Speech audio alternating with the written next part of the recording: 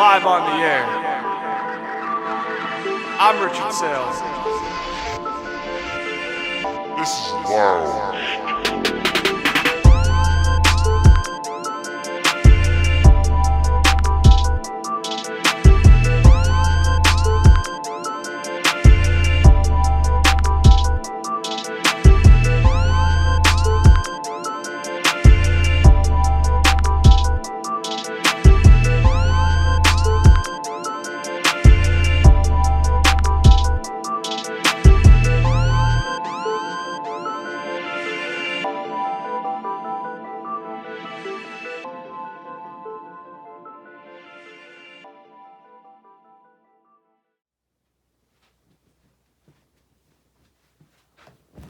Hello, and welcome back to another episode of Loungetime. I'm your host, Rich Saile. We got a lot to cover today. Finally glad to be back in the old studio, the main studio, I should say. We have a lot to get into. We've got Week 10 action to recap, but today we got to start off with a couple of key injuries that have happened within the last week or so. And it's all really impacting one division that actually has 4 teams right now in the playoff race. And that would be the AFC North. First things first, Deshaun Watson. We all know the shoulder injury he suffered in the beginning of the season. He's out for the season. It's a pivotal blow to the Browns because now Dorian Thompson-Robinson or P.J. Walker's going to have to step up in some major shoes for a team that was in really good position to possibly make, a wild card spot or win the division. And the fact that Deshaun Watson's out, I understand he wasn't playing all that well, but the downgrade from Watson to DTR or P.J. Walker, that's not a good sign if you're the Browns. And like I said, that is a killer loss for the Browns, who were playing really well this season defensively. And I think their defense will still continue to play well, but their offense just got more handicapped going into the final half of the season. That's not the only injury from the AFC North. Thursday night, we saw a couple injuries, 2 big crucial injuries for both teams. Let's start with the most notable one, Joe Burrow with his hand. He's also out for the season. I think it's his hand, his wrist, or I think it's his hand or wrist. It's one of those two. I just know it's along those lines. I think it's his hand now. He's out for the season. And Jake Browning's going to take over for the Bengals. And this just ruined a lot of the powerhouse teams in the AFC now for the Bengals. I mean, this was a team that I was concerned with the Burrow injury, but it wasn't the hand related. It was his his knee and calf area. But the fact that now his hand is done, that's a tough loss because now the one quarterback that actually could go toe-to-toe with Patrick Mahomes is now out. And the Bengals are a different team. We saw his rookie year when he got hurt mid-season. Bengals were a different team. Yes, they have talent around, Jake Browning, but that team went as Joe Burrow went. And the Bengals, in a game they could not afford to lose, it just feels over. It feels over for them. And it is a killer loss. I know we're going to talk about them with the Texans game, but this Ravens game really, 2 big injuries, and you could tell how lopsided it was once Burrow went out of the game. And then it opens the door for teams that are 4-5 or 5-4 that are fighting in for the playoffs, like a team like the Chargers, like a team like the Texans who are playing good ball. And Denver's coming along at 4-5. So if you're one of those teams, the door just opened for you. Now it's you got to take advantage of this now. Like we said in the beginning of the year, the AFC is a gauntlet. it is 10 to maybe 12 deep. And now with these injuries, the door's open for a lot of those teams that people didn't think could make the playoffs. It's there. Although there's a little bit more storylines than what we're saying, because quickly, I'll go through the AFC East. The AFC East is basically fraudulent. Nobody in that team is really sticking out. Miami can't beat good teams. Buffalo is struggling right now. The Jets have a quarterback problem, and we all know New England. The AFC North, Deshaun Watson's out for the year. Joe Burrow's out for the year for the Bengals. 2 big quarterback losses. The Steelers offensively are having problems, but their defense is top-notch. And I haven't got to the Ravens yet, which leads me to my next point. Their best receiver, who's really a tight end, Mark Andrews, is also out for the season with, I believe it's an ankle injury. And I've talked about him on this show, Mark Andrews, that I think he's the one guy that you have to double team if you're the Ravens, and that I'm not scared of those other guys that can beat you. Odell has moments when he can play really well. Bateman and Zay Flowers is coming along real nice, but that offense, in the passing game, it went through Mark Andrews. Now with Mark Andrews, those wide receivers, we're going to find out how good they really are, because Mark Andrews was their security blanket, and now he's gone. And the Ravens, their defense will probably get them into the playoffs. The AFC South, you got really 2 good teams, really 3. The Colts are kind of fighting in that mix too. I forgot about the Colts. So really 3 in the South. Even though the Colts are without Anthony Richardson too, that's another quarterback injury we didn't really talk about. He's been out for a while now, but he was out too with, I think, a collarbone. And then the AFC West, Denver and the Chargers are, around that 500 mark. But like I said, a lot of injuries now open the door for a lot of teams in the AFC that people didn't think could make the playoffs, that now have that opening. So it's now just about taking advantage of those opportunities and maximizing every chance you get to make the playoffs. I forgot about the Raiders too.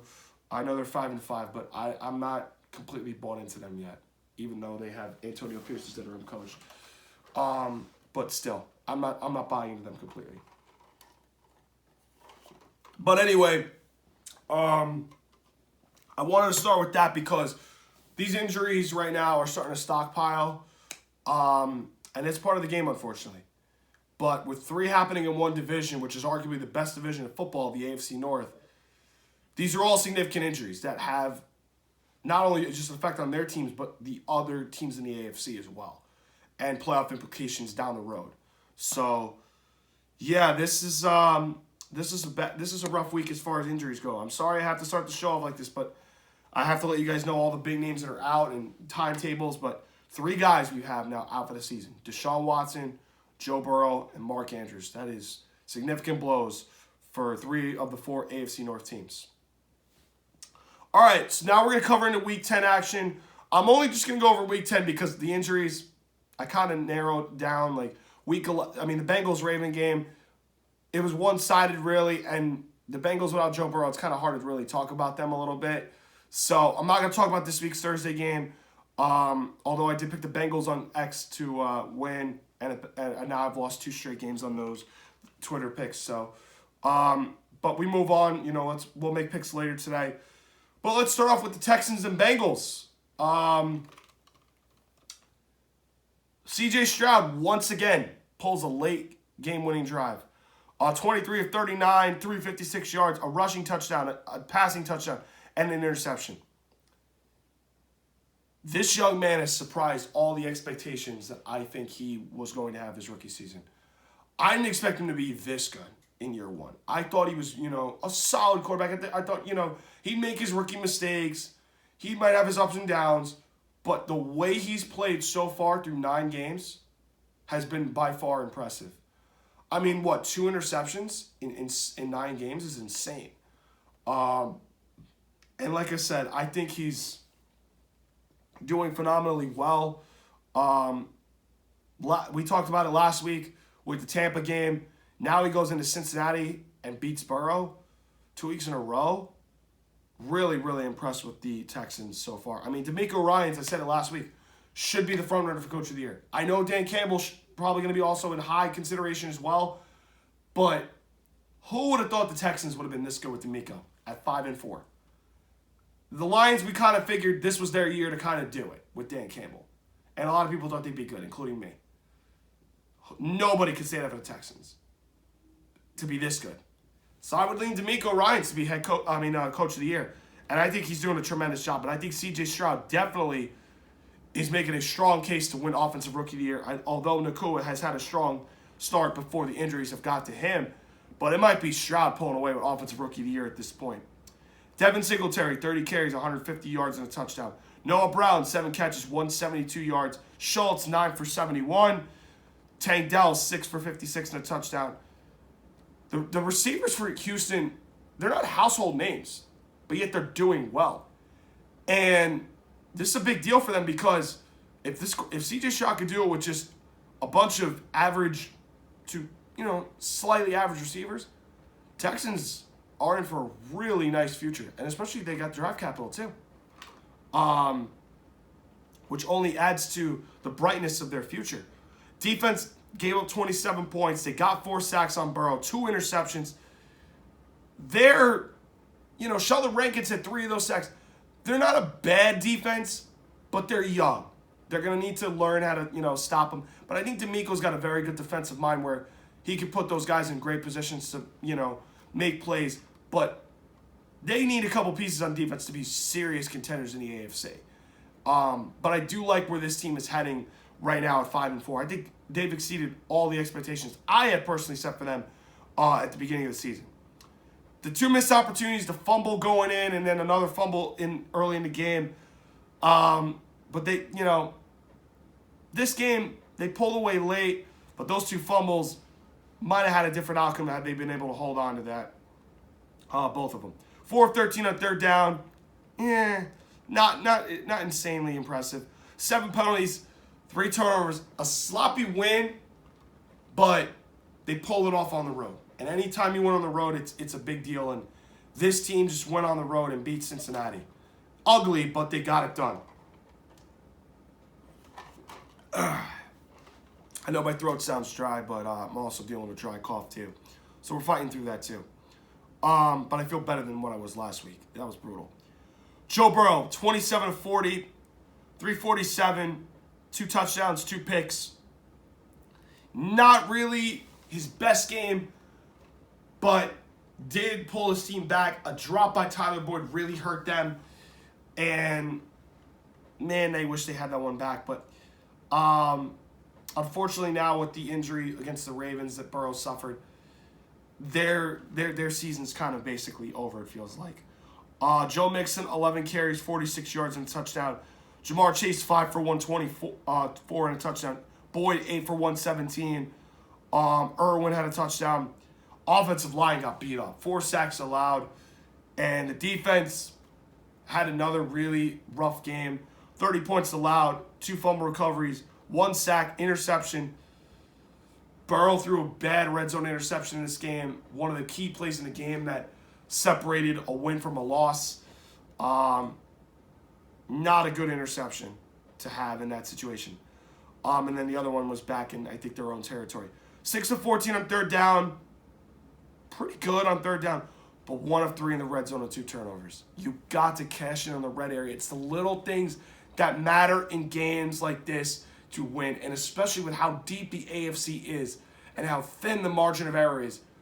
The margin for error is. You cannot mess up on the little things. Those little things are so crucial to winning games. And 1 for 3 in the red zone and 2 turnovers is not the way to go. All right?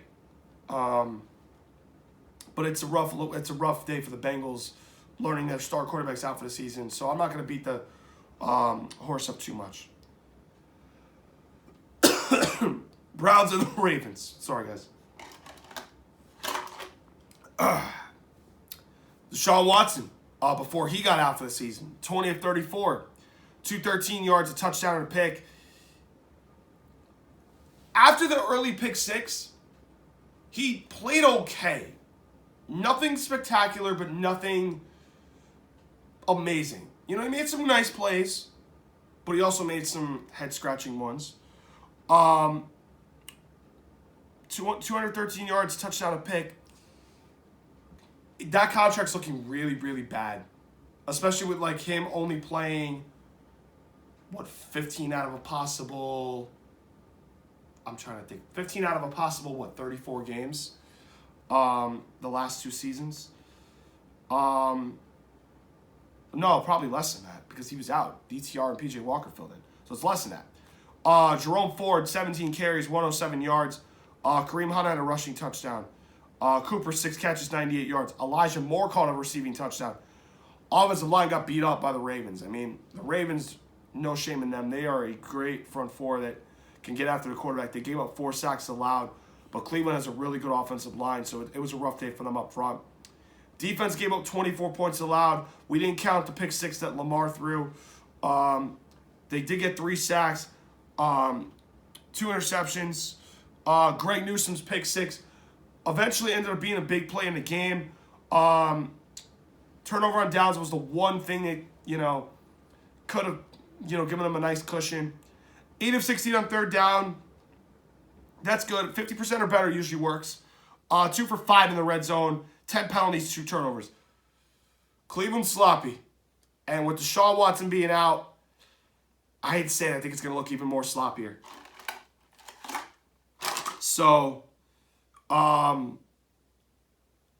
Cleveland's in for a rude awakening. I mean, they played Pittsburgh this week, but, again, their defense is going to have to do a lot of the heavy lifting now. And that's going to be something that they need to work on. So, they got to, clean up red area, penalties, turnovers. They got to clean up a lot of things going into tomorrow's game against the Steelers at home. Which brings me to the Ravens. Lamar Jackson, 13 of 23, 223 yards, a touchdown, 2 picks. Mitchell and Gus Edwards, a rushing touchdown each. Zay Flowers, 5 for 73 yards. OBJ, Odell Beckham Jr. had a 40-yard touchdown. The defense of the Ravens. Somebody needs to tell me why they keep blowing constant fourth quarter leads. Why does it happen again? I know people are scared to blame John Harbaugh for these fourth quarter collapses. It's happening too much, and it's happening again. I don't know if it's Mike Macdonald and the way he calls defense. If you guys don't know, I think Mike Macdonald reminds me of the little Joe from Angry Joe. That's who Mike Macdonald reminds me of. If you guys don't know, it's okay. But that's who Mike Macdonald reminds me of. I just wanted to get that quick aside off there. But I don't know if it's Mike Macdonald's game planning that's causing them to lose a lot of fourth quarters or if it's John Harbaugh. But somebody's got to be accountable for these blown fourth quarter leads. It's just happening too much within the last 3 seasons. It's just unacceptable. And this defense we know is top notch. 27 points allowed, 4 sacks. Kyle Hamilton had a pick 6. He's having an unbelievable year. Roquan Smith. Boy, did the Ravens get a steal when they traded him at the trade deadline last year. 14 solo tackles, 21 total on the game. This dude is having an all-pro season at middle linebacker. His impact on the team, meaning his teammates, are saying he's like the Ray Lewis. And he's been trying to soak up Ray Lewis's brain on how to lead a defense, when to do certain things. And that's a sign of a really good middle linebacker trying to embrace the tradition and the culture that the Ravens have set before he got there and trying to become part of it and the next phase to carry on the legacy. And I think Roquan Smith's doing an excellent job. I think he's having an all-pro season for the Baltimore Ravens. The blocked field goal, the pick 6, 2 big crucial plays in that game, and you lost by 2. One of those go your way, we're not having this conversation. But, it is what it is. It is what it is. But again, they keep botching. 2 of 8 on third down, 7 penalties, 2 turnovers. They were horrible on third down. That's not going to work. 7 penalties, clean it up a little. 2 turnovers, ended up being, crucial turning points in the game. So, that's an inexcusable loss. for the Ravens. Lions-Chargers. This ended up being a pretty good game. I mean, if you liked high scoring, this was an entertaining game for the while. I didn't get to see it because I was at a event taking care of something that I will explain at a later day and time on this show. Jared Goff, 23 of 33, 333 yards, 2 touchdowns. He played really well. I think he's having an unbelievable year, Jared Goff. The running game, holy cow. David Montgomery, 12 carries, 116 yards, and a touchdown. Jahmyr Gibbs, 14 carries for 77 yards and 2 touchdowns. Amon-Ra St. Brown, 8 catches, 156 yards, and a touchdown. Wright had a touchdown. The Detroit Lions, could I make the case they are the best offense in the NFC? Not just from a talent standpoint, but in general. They might be the best offense in the NFC right now. They really might be.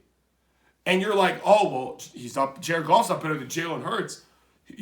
Dak Prescott's playing good ball. Is he better than Dak Prescott? I don't think so.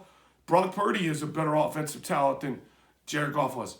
Well, the offensive line for Detroit, is really good. Phillies is on par with him. I'll give you that. Dallas' offensive line's good. I don't know if they're better than Detroit right now. The Niners line lost some key guys in the offseason. I don't know if the Niners line's better than the Lions right now. I don't know about that. But the Lions right now offensively, I'm making a case they're the best offense in the NFC right now. I'm not afraid to make that case. Their offensive line, they can run the ball and they can throw the ball. Pick your poison. Because they can run the ball down your throat and eat the clock up and wear you down physically, or they can throw the ball and just say, who are you going to stop? Laporta, St. Brown, Jameson Williams, Josh Reynolds. Who are you going to stop? They have everything. And that defense, they just have to play a little better than what they played on Sunday. 38 points allowed, an interception. That's good that they got a key takeaway that ended up being the difference in the game. But 38 points in this league, you're not going to win many games giving up that many. You're not going to win a lot of games giving up that many. 4 of 13 on third down, 2 for 4 in the red zone. They got to clean up some of those little things, but I trust Dan Campbell and company to get this figured out. Which brings me to the Chargers. Sorry, guys, I'm trying to break this ice up in a cup. But Brandon Staley just continues to find ways to lose his team football games. He called a horrible defensive game plan this last week. I mean, Justin Herbert. Let me repeat his numbers. Justin Herbert, let me give you guys his numbers.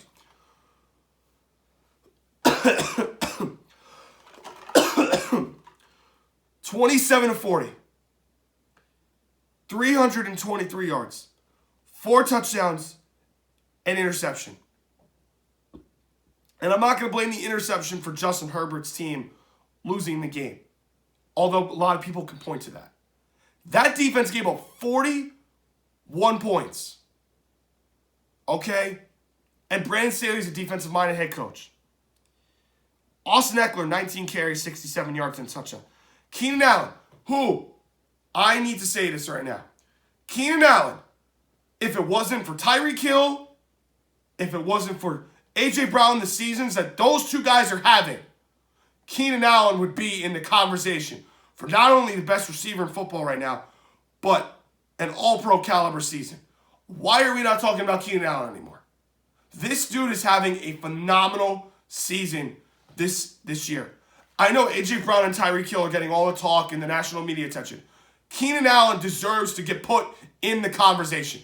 The numbers that he's having this season are phenomenal. For somebody who's always hurt every year, who I've wanted to see stay healthy and be so productive, this season, with Mike Williams being out, his game is elevating game by game. Keenan Allen should be up there for Offensive Player of the Year conversation just as much as Tyreek Hill and A.J. Brown should. Why is he not getting the national recognition? Why? I don't understand it. But there needs to be some serious respect put on his name. This dude's having an unbelievable year, an all-pro caliber season, and deserves to be put in the top 5, at least top 3 receivers in the league right now. Although people can debate me all day. That's fine. Defense sold them the game. 38 points allowed. 41 points allowed. No sacks, no takeaways. 2 quarterback hits, bro. 2 quarterback hits. I forgot to mention this. I'm sorry. Jalen Guyton, Quentin Johnson, a touchdown each. 7 of 14 on third down. That's good. The 1 turnover was a big difference in the game. But the Chargers defense, Brandon Saile, is trying to find his way to get fired. I'm seriously convinced on that. This dude, I don't know why he's still with this team. I don't know why. It is really, really painful to watch this team with this much talent and this much upside just get buried by somebody who clearly doesn't know what he's doing and getting way over his head and finding ways to lose games. He really just is tough to watch, with a team that's so talented. And wasting a young quarterback's really good years because of his inexplicable decision-making. Commanders-Seahawks. Sam Howell, 29 of 44. 312 yards, 3 touchdowns. Now, I have spoken to some very good people that I've talked to that are Commanders fans.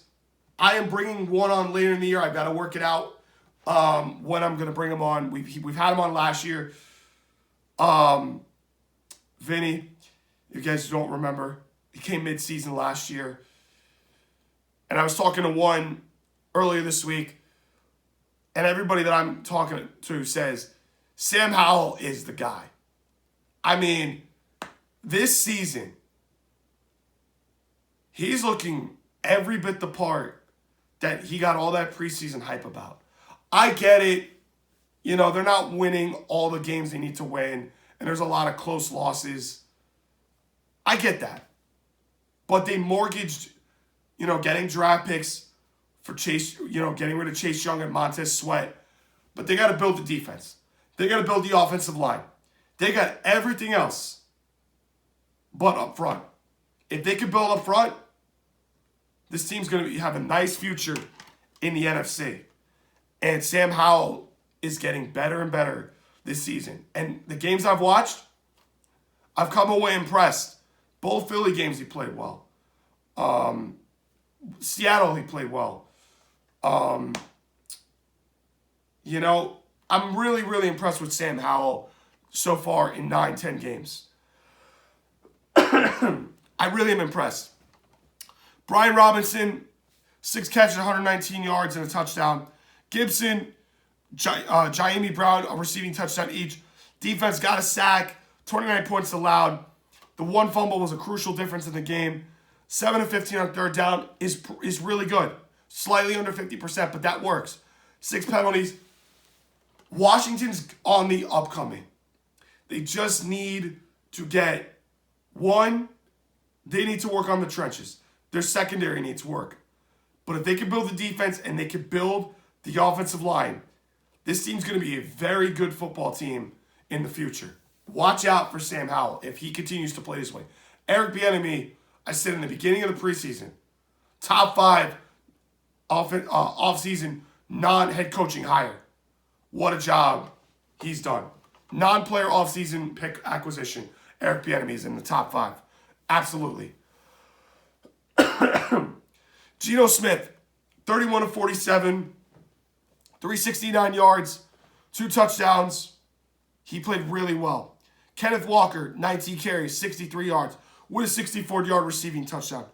DK Metcalf, 7 catches, 98 yards. Lockett, 8 catches, 92 yards, and a touchdown.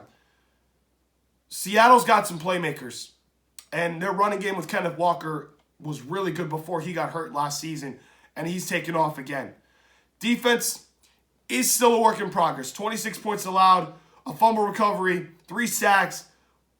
They're getting better little bits. I want to see it when they play the Niners twice, when they play Dallas, when they play Philly. I want to see how they do against them. But their defense so far, they're all right. I don't know if they're top-notch defense, but they're middle of the pack to being average. That's where I think they stack right now. 7-15 on third down. I mean, not 7-15 on third down. That's Washington. 4-14 on third down. 8 penalties. They're going to be a really good team, but I think what's so important about Seattle is you want that 5 seed. If you have to play as a 6 seed, I'm not saying you'll give the Niners or the Lions issues or even Philly, but you'd rather play the South Division winner because at least you're guaranteed a first-round win. Because Tampa, Baker Mayfield is all right. The Falcons, don't get me started with them. They just lost to the Cardinals. The Panthers are terrible. And the Saints, are we really sold on Derek Carr and Dennis Allen? I'm not. That's why I think that 5 seed is so crucial in the NFC because you'd rather get a road playoff win, and then if you have to play Philly, San Francisco, or Detroit for the 1 seed, so be it. But Seattle's also in play for the 1 seed because of their division. But like I said, the battle test for Seattle is coming, and we're going to see how they measure up against the rest of the NFC teams. Denver and Buffalo.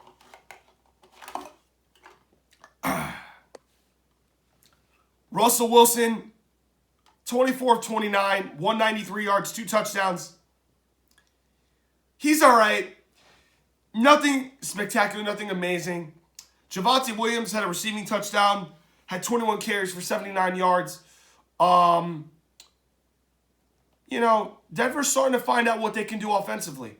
Cortland Sutton, 8 catches, 53 yards and a touchdown. He had a really nice catch on the sideline, well, really close in the sideline, in the end zone. Defense, 22 points allowed, 2 fumble recoveries, 2 interceptions.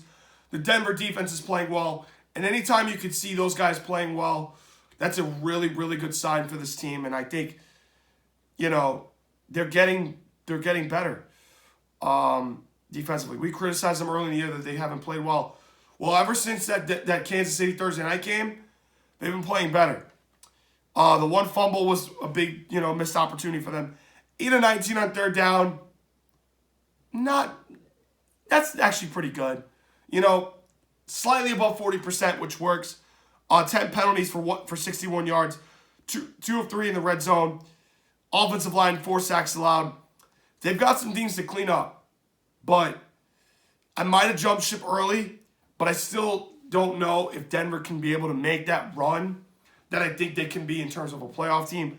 But with the injuries in the AFC North happening, the window's open for them. It's just on them to take advantage of that.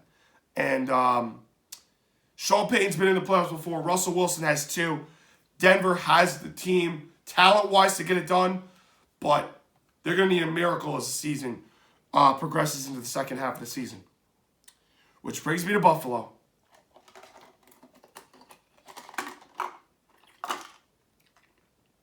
Where do we go from here with Josh Allen? Where do we go from here? 15 and 26, 177 yards, a touchdown, 2 picks, and a rushing touchdown.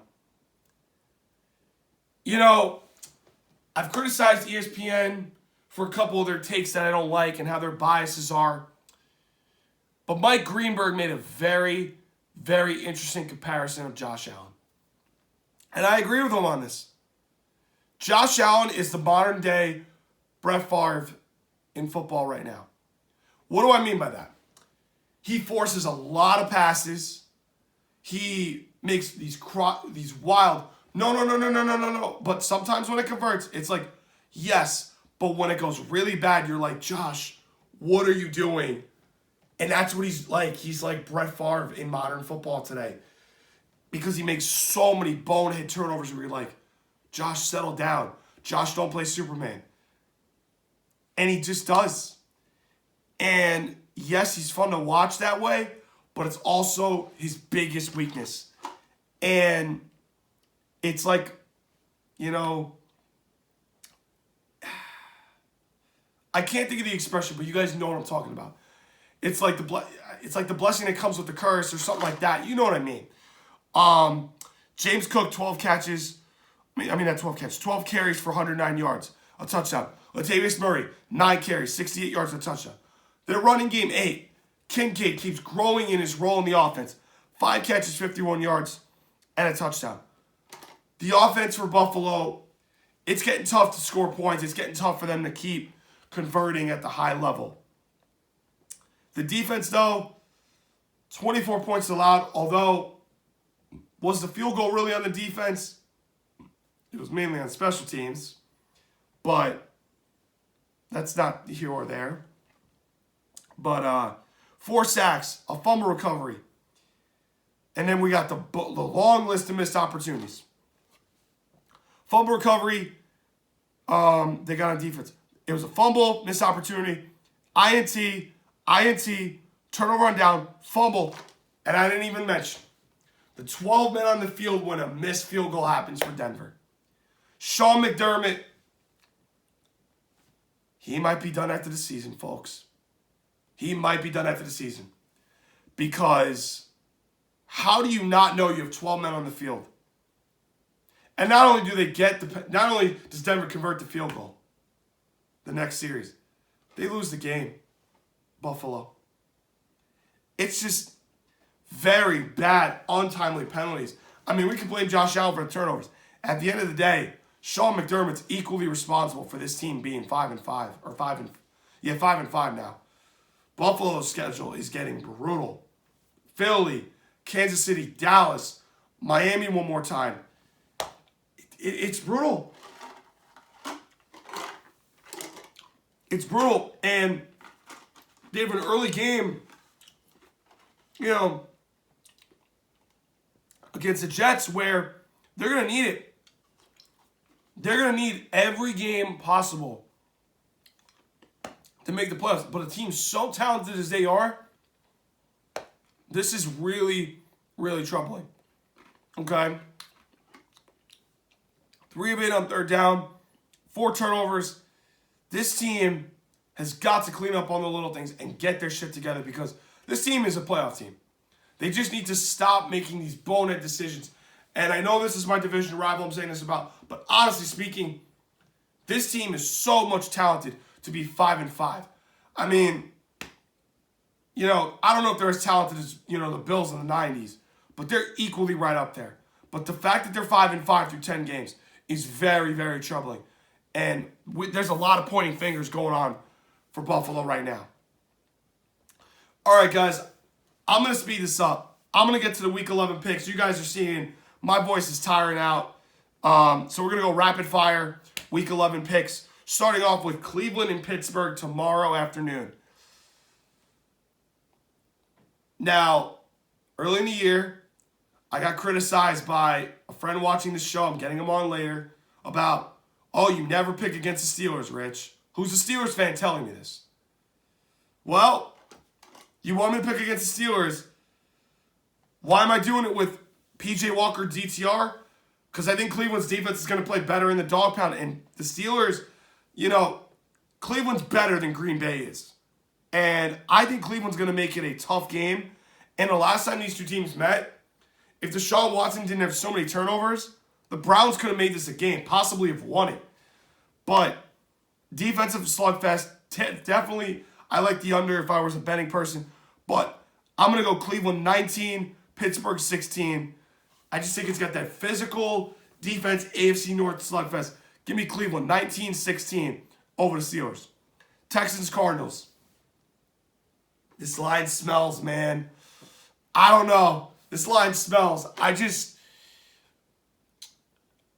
the Texans will win, but I almost took them in Survivor. But Kyler Murray coming back scares me how well he played. I'll take the Texans to win another close game. I'm going to take the Texans 27-24 over the Cardinals. Jacksonville Jaguars, Tennessee Titans. This was a tough Survivor week, man, to pick because all the teams I picked, I used already. All the teams I liked, I picked already. I used already. Except the team I'm picking right now. Jacksonville, please don't cost me my Survivor pool. because they need this game to, get that bad offensive taste out of their mouth. I think that Tennessee, Will Levis had a shining moment for like 4 days, and then against Tampa, he didn't play well. Jacksonville's got to get this grip on their division. So, give me Jacksonville 30, the Titans 20. The Jaguars have to win because their schedule doesn't get that much favorable the rest of the way. Give me the Jags 30, the Titans 20. Miami, Las Vegas Raiders. Really? I'm supposed to believe Antonio Pierce has somehow magically shifted the Raiders from what could be a terrible poverty team to being a playoff team. Nothing against Antonio Pierce. I hope he does get the head coaching job for how well he's done. But you beat the Giants and the Jets, dude. The Raiders are not back. Stop. Yeah, he's got the players that love playing for him. That's a great start. But Miami, they beat up on the not-so-great teams. And I don't think the Raiders are a very good team. Give me Miami to light up 41 points, the Raiders 14. I think Miami has their way. Miami 41, Raiders 14. Cowboys, Panthers. Bryce Young, you're in for a long afternoon, dude. Oh, my God.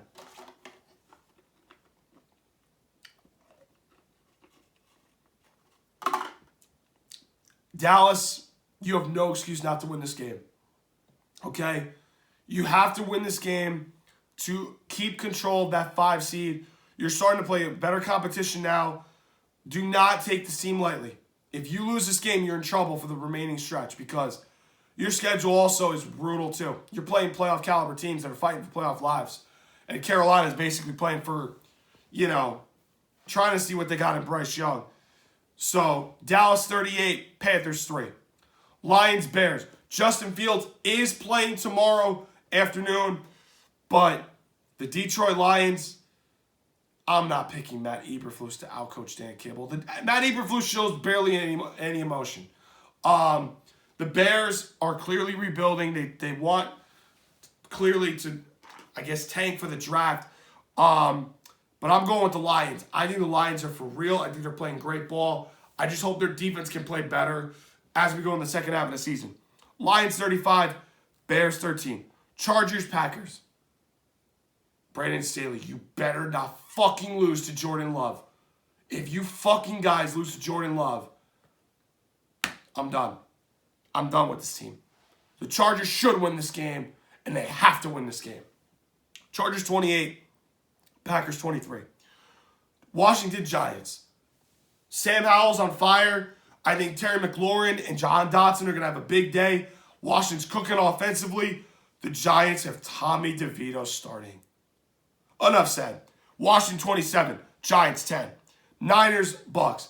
Baker Mayfield has an injured thumb, and he's playing the 49ers. Come on, man. Come on. The Niners are back. They're playing great ball, and they're going to continue to show why the Niners are for real in the NFC. 49ers 30, the Bucks 9. Bills, Jets. Which team can overcome their hole of adversity first? I trust Buffalo. I think Zach Wilson is not good. I think the Bills will take advantage of that. And I think Josh Allen, who needs to play a much better game against the Jets, who have had the Bills' number. I think the Bills do just enough to pull away in this game. Give me the Bills 23, the Jets 10 tomorrow afternoon. Rams, Seahawks. If you guys remember, Seattle lost at home week 1 of the Rams.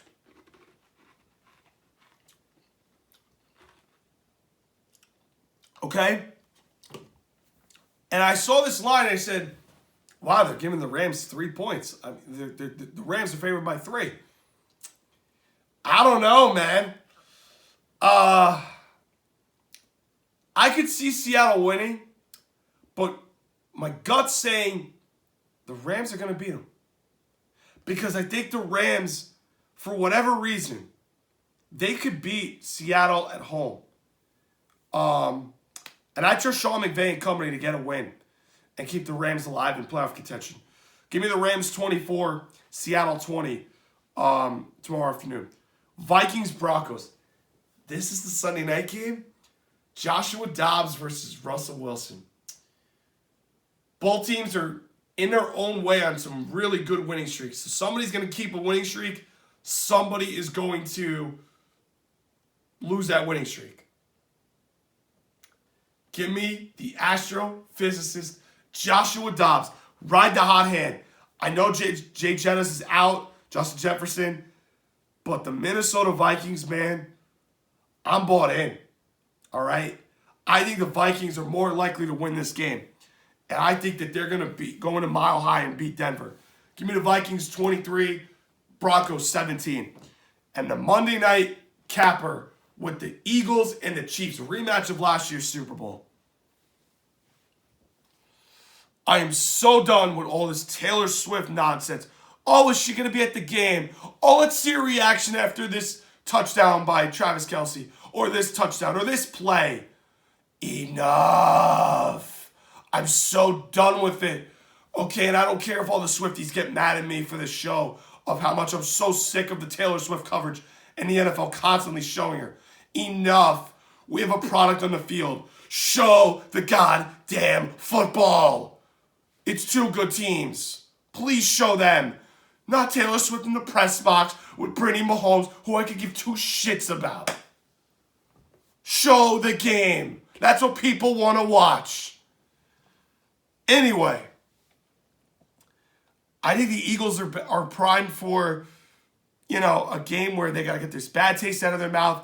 They've worked all offseason to get a rematch with this team, and it's an Arrowhead. And I don't think the Chiefs have played good football right now to this point. But the Eagles' defense does worry me. But I think that Jalen Hurts and company, they knew that they had them last year, and it's going to come down to that Chiefs offense against the Eagles defense. And I trust the Eagles defense to get that one stop in the game this time that they couldn't get in the Super Bowl. Give me the Eagles 31, Chiefs 28. Eagles going to Arrowhead on Monday night and upset the Super Bowl champs and show that the Eagles are the best team in the NFC at the moment right now.